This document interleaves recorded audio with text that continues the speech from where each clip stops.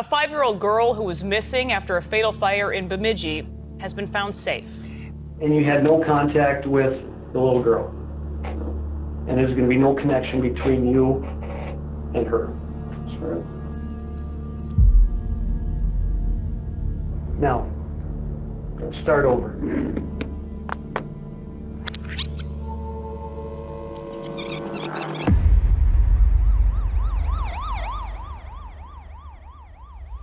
It's 3:30 a.m. on the 22nd of June, 2016, and firefighters are responding to a trailer fire at one Melissa Norby's home in Hillcrest Manor, Bemidji, Minnesota. The trailer house is in really bad shape. Everything looks typical for a house fire, except for one detail. The air is filled with the stench of gasoline, and almost immediately, they make a shocking discovery. Bruce, could you shine the light on that gas can again? Yeah. I'm just gonna videotape it. The red gas can found without its cap and reeking of gasoline is clear proof the fire was set on purpose. Police also find a ski mask at the scene. Moments later, the badly burnt body of homeowner Melissa Norby is found underneath a mattress. She's fully clothed. She's duct taped, bound. She was choked. Detectives are still trying to make sense of this when they get hit with yet another surprise. A woman by the name of Amanda Balser has arrived on the scene and claims that her daughter spent the night in this house. But here's the kicker. Her daughter's body can't be found in the ruins. Our fire marshal's office that we work with every day said, nope, she's not in the fire, Chad. And that, to us, was kind of the beginning of, wow, this is more than we thought it was. After hours of searching the area, authorities come to the conclusion that Brittany may have been taken by whoever set the house on fire. They began asking questions about who might have had motive to hurt Melissa and take Brittany. Soon, all the evidence points toward one man.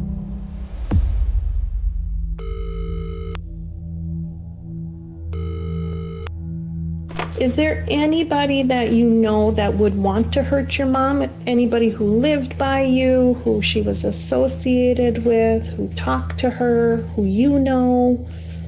No, but the only person I can think of would be Chance, to be honest.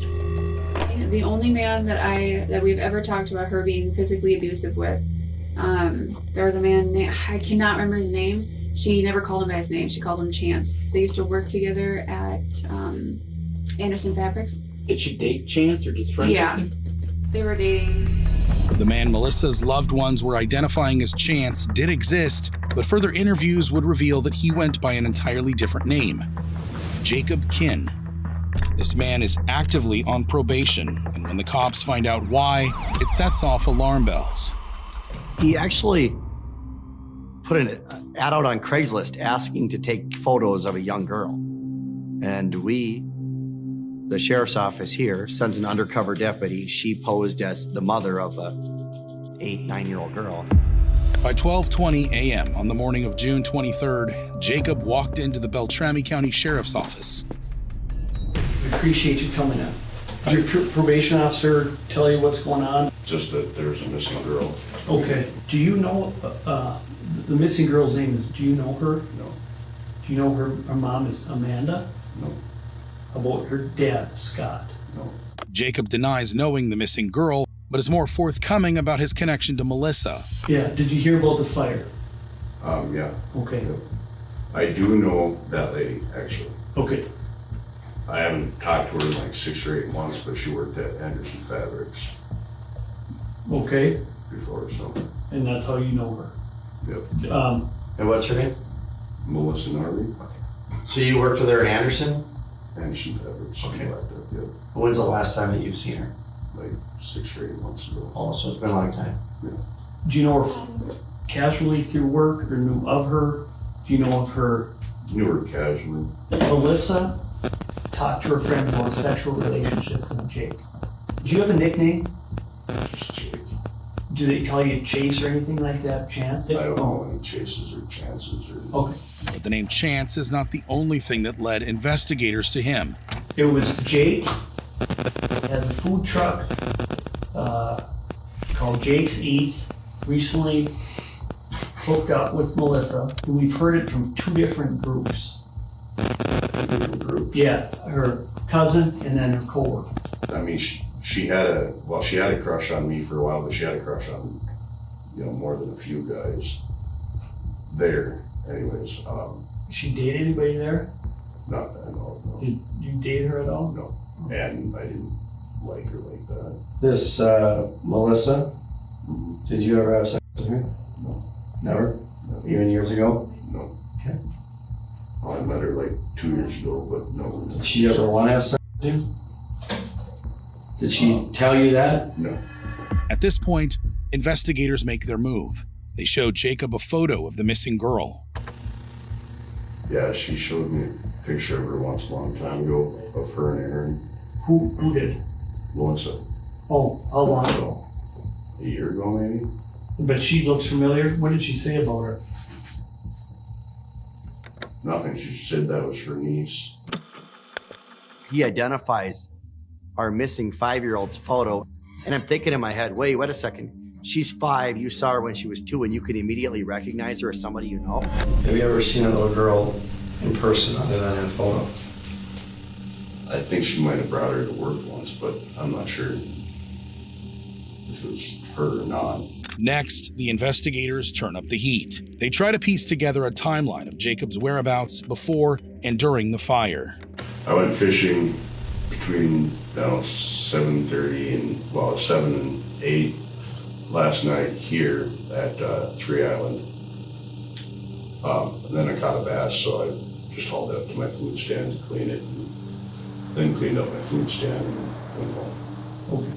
Before that, I was working. What time did you go to bed last night?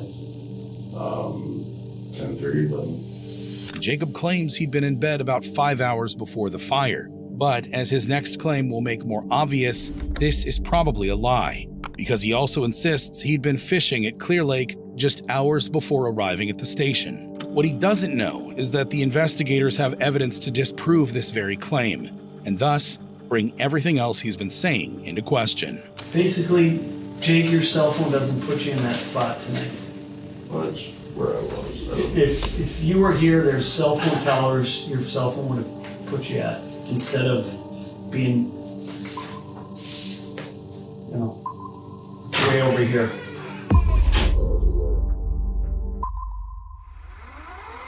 I can't explain it though. I wasn't anywhere else. I don't know how that would have happened, but I wasn't in Big Fork. I had no reason to be in Big Fork. Or I have no reason to lie about where I was tonight. As you can see here, Big Fork, the location where Jacob's cell phone pinged, is about 40 miles southeast of Clear Lake over here. We're just trying to find this little girl. That's what we gotta do. So part of that is that everyone we've talked to, we've asked to look through their cell phone, look at vehicles and look at the residences. Like I said, our goal is to try to find this little girl or any evidence of her disappearance. Okay. Is that something that you'd be willing to do? Let us look through your phone. Tonight? Oh. Ready to code her and get into it? Nope. Okay. What about your vehicle? Okay.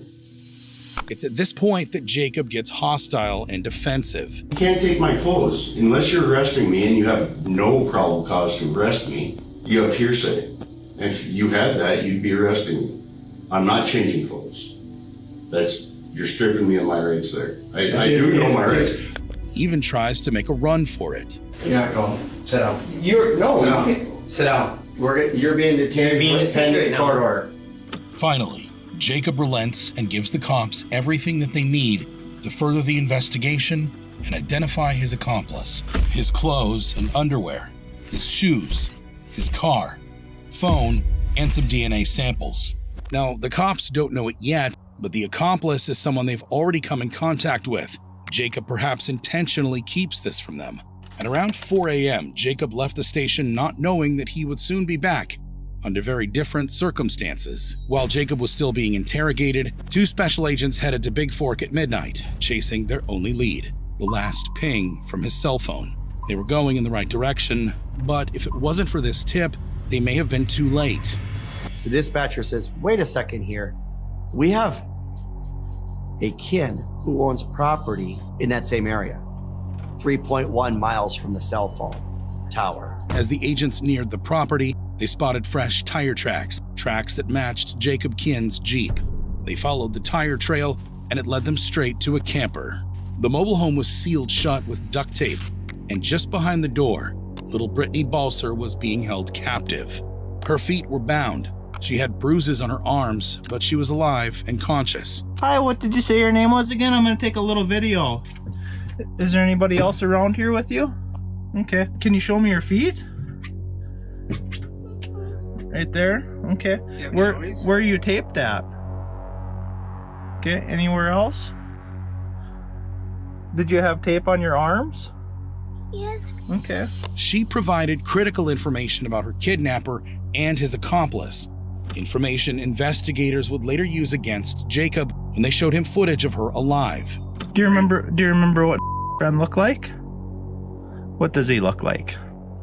He has a beard. Did you go to his house at all? Do you know what color his house is? What's it look like? What? Is it a big house or a small house? Small house. Okay. It was him, no doubt in our minds. It was him. Months after the tragic incident, Brittany finally had the chance to tell Jacob how she felt. What she said was truly heartbreaking, and I'll share it with you later in the video.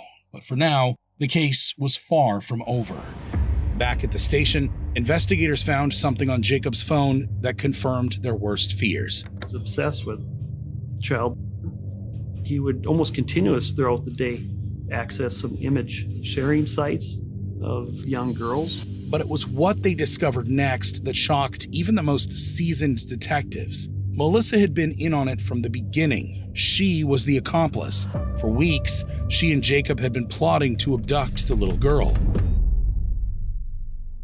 The initial plan was that Melissa was going to be assaulted, carjacked basically, and some unknown man was going to take Brittany. So then once the carjacking was supposed to have taken place, then Melissa was then obviously didn't have Brittany, and it was going to be Jacob's toy, as he called her.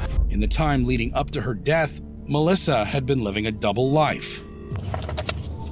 You talked about her separate Facebook accounts, or two Facebook accounts you're aware of? Yep. Do you know why she had separate Facebook accounts? Because some of the stuff on her other Facebook was extremely dark, like, Wiccan, dark magic, dark pictures. But that was not all. Yep. Melissa was very had turned into kind of a, it's not S&M, but more like daddy, little girl kind of scenarios. Melissa was she was like kinky. She liked dominance and submissive. Like she liked being the submissive. She liked to be choked or held down, pinned, like hands behind the back type of thing. It didn't take long for investigators to figure out why Melissa did what she did.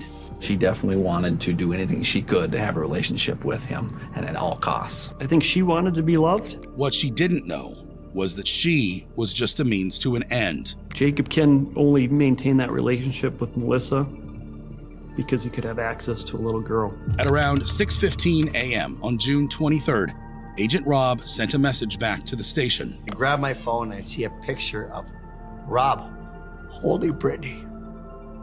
Alive. She's right there, alive.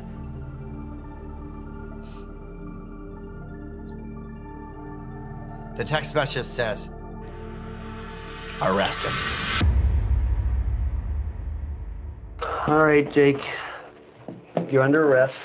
Okay. I see that. You see that? By 10:17 a.m. on June 23rd, 2016, Jacob Kinn was back in custody. And you had no contact with the little girl.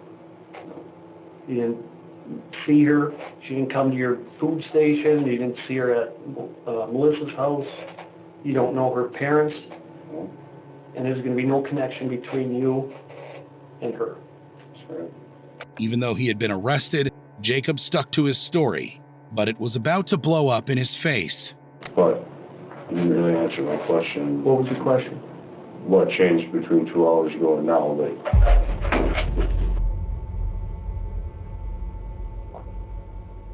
Now, let's start over. After seeing a picture of Brittany alive, Jacob realizes the jig is up. Started talking to Melissa again a few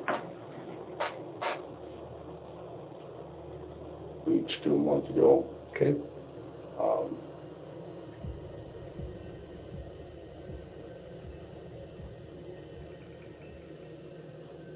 She had gotten a hold of me, and we talked. And we weren't dating, but we actually hadn't had a sexual relationship, but we, role played on the phone. Role played, and what was her role? It was daddy, daughter, that kind of stuff. Okay. And then I went over there the other night. What night? Tuesday night. Tuesday night? Did you go there for her or for Melissa? Who was? It was for Melissa, but it was. Did you know that she was going to be there? Yeah. Did Melissa bring her in for role playing? How do you know that? Did you ask her to bring her in? Did she offer it up? Do you think his mother knew what was going on? Did Melissa offer, hey, I can get a 5-year-old girl here? Yeah, it was a couple of years ago, but yeah. Has she been there before when you've been with Melissa? Once. Once. What was all? Just to watch? No, it was to be looked at for the most part.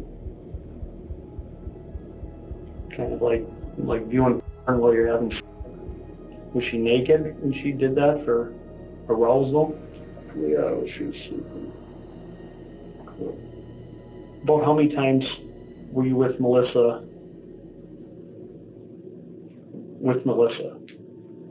Couple. So she willingly, in my estimation anyway, willingly was bound and tied up, and then at the last seconds of her life choked out because Jacob Kinn didn't want a witness to the abduction. Investigators believe that later that night, Jacob took Brittany to his house and raped her, then returned to burn the mobile home before taking Brittany to the camper. Jacob cut a plea deal with the authorities, pleading guilty to first-degree criminal sexual conduct with a minor, kidnapping, and second-degree unintentional murder. He was sentenced to 52 years in jail. Little Brittany didn't have to face her abuser in court, but that didn't stop her from confronting him in the only way she could, by writing him a letter. She told him she hated him. She does not like the way he plays with her. She does not want to play with him. But thank you for letting me play with your kitties.